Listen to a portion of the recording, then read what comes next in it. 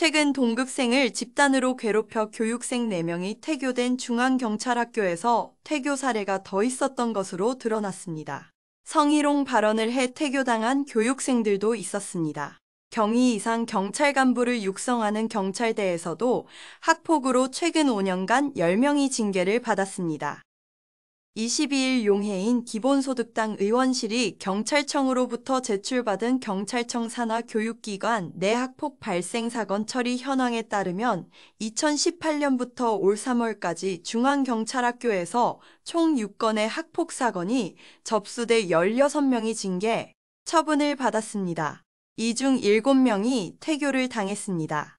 여기엔 집단 괴롭힘이 폭로돼 16일 자로 4명이 퇴교되고 2명이 감점 15점을 받은 사건도 포함돼 있습니다. 중앙경찰학교는 공개 채용으로 선발된 신임 순경이나 특별 채용으로 뽑힌 경장 등 예비 경찰관을 8개월간 교육하는 기관입니다. 4명 외에도 지난해 1월과 5월 각각 1명과 2명이 동기에게 성희롱성 발언을 해 의무 위반으로 퇴교 처리됐습니다. 학교 측은 동성 간 벌어진 일이라고 설명했습니다. 나머지 9명은 괴롭힘 등 화합저해, 타인 생활 방해 등의 의무 위반으로 15점 내지 18점의 감점을 받았습니다. 이들은 퇴교 기준인 감점 30점 초과엔 미치지 않았습니다. 경찰대도 학폭의 그늘에서 벗어나지 못했습니다. 5년간 사건이 접수됐는데 3건은 선배가 후배에게 가해 행위를 했습니다. 모두 10명이 징계를 받았고 그중 1명은 28일에 유기정학을 받았습니다. 유기정학은 퇴학과 무기정학에 이은 무거운 징계 처분입니다.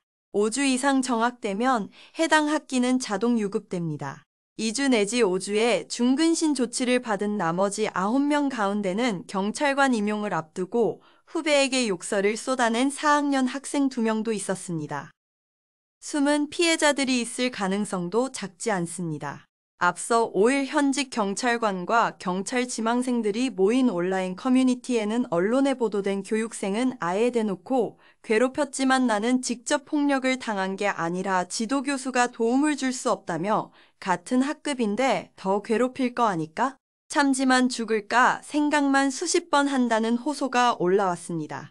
또 다른 회원도 중앙경찰학교 내에서 암암리에 무시하고 왕따시키는 경우가 전혀 없지는 않다고 했습니다. 예비 경찰관 교육기관에서 일어난 학폭 사건인 만큼 심각성은 훨씬 큽니다. 용 의원은 정순신 전 국가수사본부장 후보 자녀의 학폭 문제를 제대로 검증하지 않은 데서도 경찰의 안일한 인식이 확인된다며 학폭 예방 주체인 만큼 교육기관 내 괴롭힘을 선도적으로 근절할 수 있게 엄정한 대응 방안을 마련해야 한다고 지적했습니다.